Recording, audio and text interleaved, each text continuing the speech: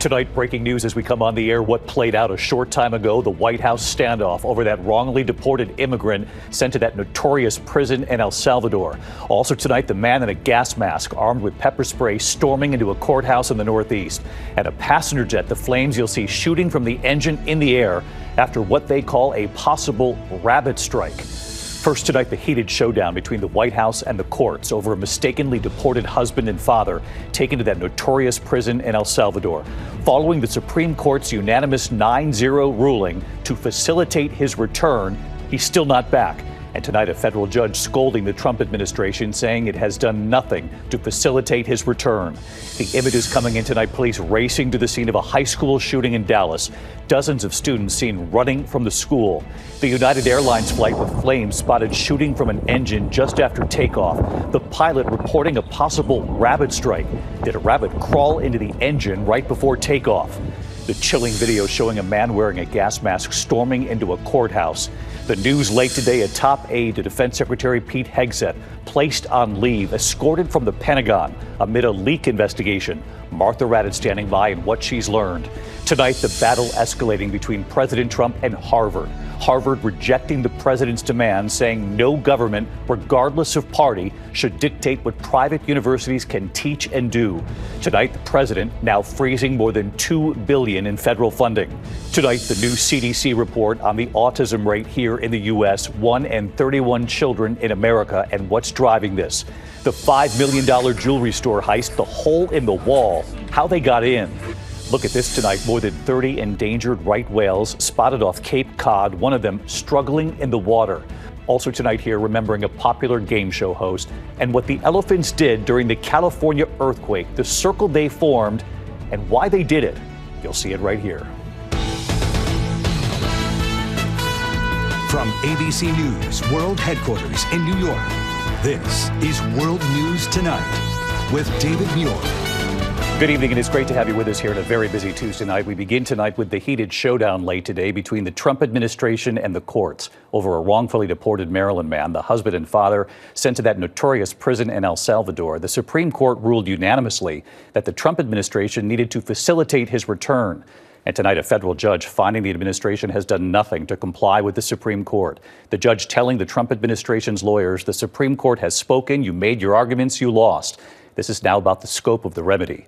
Kilmar Abrego Garcia, a husband and father, swept up and accused without evidence of being a member of a violent gang. This image of Abrego Garcia in that prison, head shaved and dressed in white. The Trump administration acknowledged in sending him to that prison it was an administrative error, but now says they can't compel El Salvador to release him. The president of El Salvador in the Oval Office yesterday asked if he'll return the man, saying that's a preposterous question. So Rachel Scott tonight on what a federal judge just told the administration and where this stands tonight. Tonight, a federal judge chastising the Trump administration, saying they've done, quote, nothing to comply with the Supreme Court's order to facilitate the return of Kilmar Abrego Garcia, a husband and father who lived in Maryland before the administration admits he was mistakenly deported to a notorious prison in El Salvador. This is an image of Abrego Garcia in that high-security mega prison known as Secon, his head shaved, dressed in white. There, 80 inmates are jammed into a single cell. The lights are always on. No books, no visitors. Inmates are never allowed outdoors. Judge Paula Sinise declaring every day Abrego Garcia spends in that prison is a day of further irreparable harm. Today, Justice Department lawyers insisting the administration is prepared to facilitate Abrego Garcia's presence in the United States if he presents at a port of entry. But they argue they cannot compel El Salvador to release him from prison, even though the administration is paying El Salvador more than $6 million to hold him there, along with more than 200 other undocumented immigrants, who they claim, without providing evidence, are members of violent gangs. The Justice Department pointing to these comments in the Oval Office from Salvadoran President Nayib Bukele, a close Trump ally who declared he would not release Abrego Garcia. Of course, I'm not going to do it. It's like, the question is preposterous. How can I smuggle a terrorist into the United States? Today, the judge brushing aside Bukele's words, saying they are not evidence. The White House claims Abrego Garcia, who is from El Salvador, is a gang member. He illegally came into our country. And so deporting him back to El Salvador was always going to be the end result. But tonight, the ripple effects of this case being felt across the country. In Fort Madison, Iowa, Republican Senator Chuck Grassley confronted by angry constituents at a town meeting. Are you going to bring that guy back from El Salvador?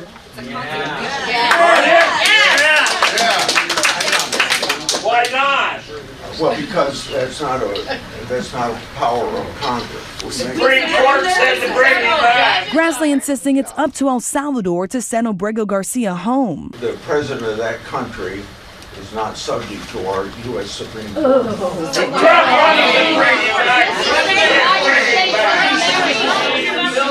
I'm pissed. The crowd's frustration on full display.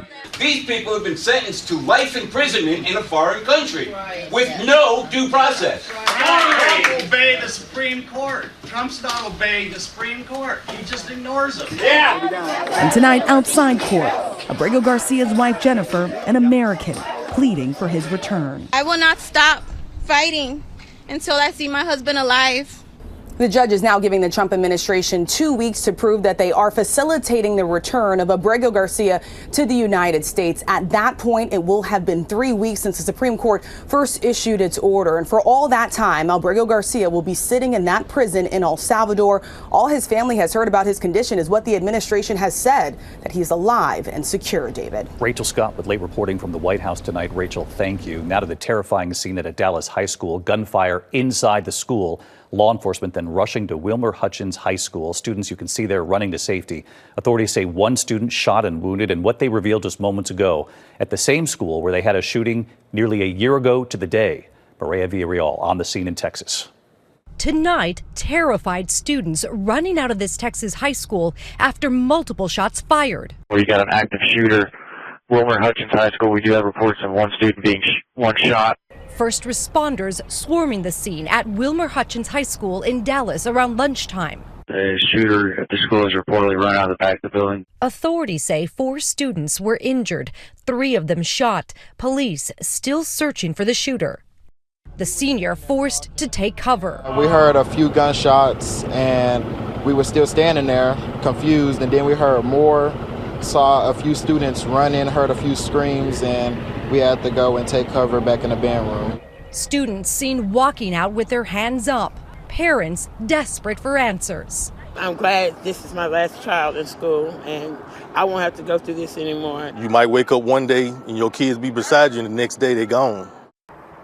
David, today's incident comes nearly 1 year to the day of a similar shooting that happened at the same school that you see right behind me. The superintendent telling me that they have spoken to the governor, they have updated him, and he has offered the resources they need to help in this investigation. David? Mireya Villarreal in Texas. Mireya, thank you. Now to the United Airlines flight with flames spotted shooting from an engine just after takeoff. The pilot can actually be heard reporting a possible rabbit strike. Of course, the question, how did a rabbit get into the engine before takeoff? And if not a rabbit, what was it? Here's Gio Benitez with the pictures. Look closely tonight. That's United Flight 2325 packed with passengers bound for Edmonton. Its right engine in flames after officials say a rabbit made it inside during takeoff. Rabbit through the number 2, that'll do it, all right. Harrowing video from inside the plane shows the midair scare. Large flames shooting from the engine, the Boeing 737 in the air for just 75 minutes before turning around. We lost the right motor. The pilots at one point thinking the fire compromised the landing gear. Scott Wolf was on board. Someone near the rear of the plane started to shout out that the wing was on fire. Thought to myself all of a sudden, I shouldn't be recording. I should be texting. On takeoff, the engines are going at their maximum rate, and anything that is in front of them is probably going to get ingested. And David, that flight landed safely back in Denver. Now in 2024, the FAA says there were more than 20,000 wildlife strikes in the U.S. Only 4 of those were rabbit strikes. David. Gio Benitez in New York. Gio, thank you. We're going to turn to the chilling scene in a courthouse in Woburn, Massachusetts. A man wearing a gas mask storming in using pepper spray. Here's Trevor Ault. Tonight, terrifying video of a man storming a Massachusetts courthouse in a helmet and gas mask Monday, firing pepper spray at an officer and rushing in. The court officer came, just pulled the door shut and just told everybody, get out of the courtroom, get out of the courtroom, run out the back door. It happened in the city of Woburn, outside Boston. Watch as he pushes through the entryway, sprinting through the metal detectors. I started to hear screaming and everybody just got up and ran. Video shows the first officer tackling him from behind, then multiple officers ultimately subduing him. The bailiffs were really quick and on point with what their training, I guess, is, and they handled the situation right away. In total, 3 officers were taken to the hospital, all of them later released. Authorities now identifying the suspect as 28-year-old Nicholas Ackerberg from Yarmouth, saying he had 8 cans of pepper spray and 2 smoke canisters on him. He was scheduled to appear in court that same day on several charges, including alleged assault of a 67-year-old man. Tonight, his bail for those cases now revoked. David, the suspect pleaded not guilty to the charges stemming from this latest incident, and he was taken to the hospital for a mental health evaluation. He's due back in court next month. David. Trevor, thank you. Now to the developing headline tonight at the Pentagon, where a top aide to Defense Secretary Pete Hegseth has been placed on leave tonight, escorted from the Pentagon amid a leak investigation. Let's get right to Martha Raddatz. Martha, what have you learned tonight? David, Pete Hegseth has been adamant that leaks will not be tolerated in the Pentagon, but this was surely a huge shock to Hegseth that one of his own top advisors, Dan Caldwell, has now been kicked out of the building after a leak investigation. Caldwell was escorted out of the Pentagon today by security and is now on administrative leave. Caldwell has such close ties to Hegseth that he was his point of contact with the NSC for strikes on the Houthis in Yemen during that signal chat last month. Caldwell was on that signal chain. Of course, Hegseth himself has been under fire for passing on attack plans on the signal chain. But this leak investigation began after a story about a possible top-secret briefing for Elon Musk was leaked and that a second carrier would be heading to the Mideast. But it is unclear exactly what story led to Caldwell being escorted out of the building. David? All right, we know you'll continue to follow this for us. Martha, thank you. Next tonight to the battle escalating between President Trump and Harvard. Harvard rejecting the president's demand, saying no government, regardless of party, should dictate what private universities can teach and do. Tonight, the president is now freezing more than $2 billion in federal funds and is now threatening Harvard's tax-exempt status. Our chief national correspondent, Matt Gutman, in Cambridge, Massachusetts tonight.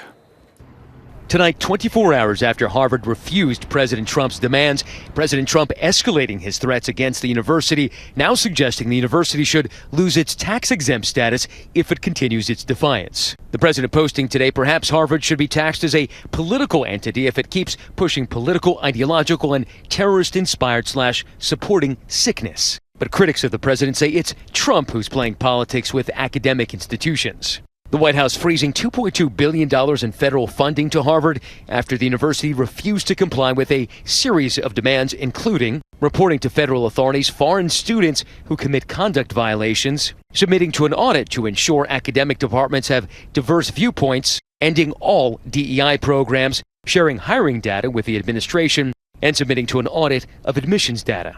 The school's president, Alan Garber, writing, no government, regardless of which party is in power, should dictate what private universities can teach, whom they can admit and hire, and which areas of study and inquiry they can pursue. And tonight, with about $7 billion in federal funds still on the line, Harvard doubling down, vowing it will not surrender its independence or relinquish its constitutional rights. Neither Harvard nor any private university can allow itself to be taken over by the federal government. So with the university saying that it's not going to surrender, where does this go next? One place it could go is court. What the Trump administration is doing is illegal, and the university has a very strong legal position here that the First Amendment and the Civil Rights Act do not permit what the Trump administration is demanding. The administration targeting about 60 universities and claims what's driving this is their effort against anti-Semitism. Harvard says it has taken steps to combat anti-Semitism, and critics of the president say this is about much more than that. And tonight, the acting president of Colombia, also a target of the White House, addressing the university's efforts to restore $400 million in canceled funding, saying they're working with the administration but would reject any agreement that would require us to relinquish our independence and autonomy as an educational institution. And David, of course, Harvard with that over $50 billion endowment. And while scientific research is on the line, university officials say it's not a piggy bank that could be just mined for anything. And the university president making it clear that no government should dictate to a private university what it should teach and do. David. Matt Gutman in Cambridge, Massachusetts. Matt, thank you. We turn tonight to the new CDC report on the autism rate in America. 1 in 31 children now diagnosed with autism spectrum disorder. And what HHS Secretary Robert F. Kennedy Jr. is now promising to do by September. ABC's Steve Osunsami at the CDC in Atlanta. Authorities at the CDC are trying to explain what's behind new numbers tonight, showing that 1 out of every 31 children in America was diagnosed with some measure of autism in 2022, the latest figures available. Those numbers were 1 in every 36 children just 2 years earlier, and 1 out of every 150 children in the year 2000. And the report shows that autism was much more common in boys than girls. U.S. Health Secretary Robert F. Kennedy, who for years as a civilian helped blame autism on the use of vaccines, is underlining the new numbers tonight. His take on this has been rejected by the world medical community. In my generation today, the rate of autism is 1 in 10,000. And this is just one disease. Other health officials this evening are explaining that the larger numbers are because parents and doctors are now much more aware of the disease and are now correctly identifying more symptoms. Not a reason, they say, to buy into unproven theories that discourage Americans from using vaccines. So now we have better diagnosis, broader recognition of autism spectrum. So many children with less severe learning and behavior differences are being included in these new rates. Autism is not new, and it is not caused by vaccines. Kennedy has ordered scientists here at the CDC and across the federal government to investigate what causes autism and has promised that he may start to have answers as soon as September. David? Really important reporting. Affects so many families, Steve. Thank you. When we come back here tonight, you'll see the 30 endangered right whales spotted right off the coast in the Northeast off Cape Cod and a 5-year-old calf tangled in fishing gear. Also tonight, we remember a popular game show host and the $5 million jewelry heist. The store ransacked the hole in the wall. How they did this in a moment here. Tonight, authorities are investigating a jewelry store heist in Los Angeles. At least $5 million in jewelry stolen. Police say the family-owned store was ransacked. Owners say the thieves stole jewelry and gold bars, knocked out the surveillance cameras. Authorities believe thieves broke in right through a wall. The owners are offering $100,000 in cash reward for any information. Tonight, about 30 endangered right whales have been spotted right off the coast of Cape Cod, Massachusetts. Take a look. The whales include multiple pairs of mothers and calves. Marine experts say the rich feeding grounds drawing them in. But there is concern for a 5-year-old calf entangled in fishing gear since December. Some of that gear, but not all, has been removed. When we come back here tonight, we remember a well-known game show host. To the Index tonight, former game show host Wink Martindale has died. Known for tic-tac-toe, gambit, and high rollers, more than 20 game shows during his career. Wink Martindale was 91. Tonight, Major League Baseball paying tribute to an all-time great and a trailblazer. On this day every year, every team honoring Jackie Robinson. Every player will wear his number 42, honoring his breaking baseball's color barrier. When we come back here tonight, what the elephants did during the earthquake in California yesterday, what the cameras revealed, and why they did it. Finally tonight, here the elephants and the circle they formed. It was a moving scene captured during that strong 5.2 magnitude earthquake in Southern California yesterday. The elephants instinctively forming a circle to protect their young. The elephants at the San Diego Zoo Safari Park in Escondido, California, begin running as the earthquake hits, the surveillance camera shaking. Then the older elephants rushing to protect their young, forming what's called an alert circle around the youngest of their herd. The adults standing in that tight circle there, facing outward, shielding the calves. The zoo sharing the remarkable images, reminding us elephants are highly intelligent social animals who have the unique ability to feel sounds through their feet. And this was their natural response to a perceived threat to defend the vulnerable. Right here tonight. Hello, David. Marco Wendt, Wildlife Ambassador at the San Diego Zoo Wildlife Alliance. We are all connected with Mother Nature, and this was an excellent reminder of the beauty and the nuances of wildlife. What a really unique and very special moment for us that we can share with your audiences and around the world. Telling us the elephants were all unharmed, the circle dispersing once they determined all of the elephants were safe. The beauty of the elephants tonight. I'm David Muir. Thank you for being here. From all of us here, have a good evening. Good night. Thank you for making World News Tonight with David Muir, America's most watched newscast.